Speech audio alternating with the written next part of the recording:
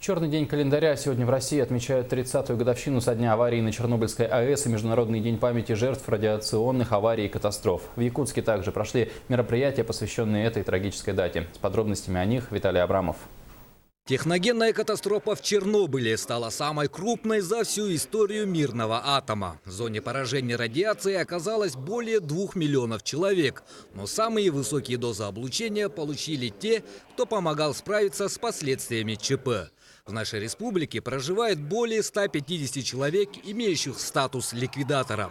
Так, 30 лет тому назад молодой лейтенант Володя Шестаков служил в Киевском военном краснознаменном округе. И он, и его товарищи знать не знали, куда их отправляют для выполнения правительственного задания. Мои солдаты вместо автомата и пистолета, нам выдали, извиняюсь за выражение, буду говорить честно, лопату, да? Вот. Естественно, мы каждый день по наряду объем выполняли. Начиная от 5 минут, есть такие были комнаты или там объекты, где можно находиться только около 5 минут. Были где-то 2 часа можно было находиться. Естественно, нам заранее предупреждали, говорили, проверяли вот эту зону все полностью. Сегодня, в день скорбной даты, в правительстве прошла встреча с ликвидаторами. Встреча началась с минуты молчания. Затем почетным гостям были вручены государственные и республиканские награды, дипломы и благодарственные письма.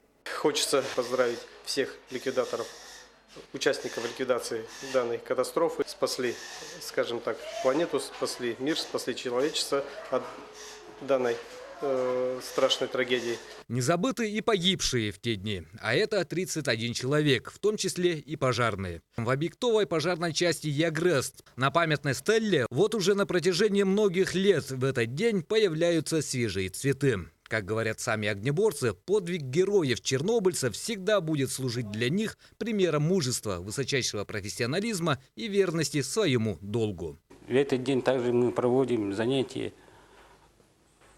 с молодым поколением, рассказываем, что было, как наши сотрудники принимали, героизм наших сотрудников, чтобы они гордились ихним подвигом. Об этой трагедии надо помнить, чтобы не произошло подобной беды в будущем. Виталий Абрамов, Евгений Лугинов, НВК Саха, Якутск.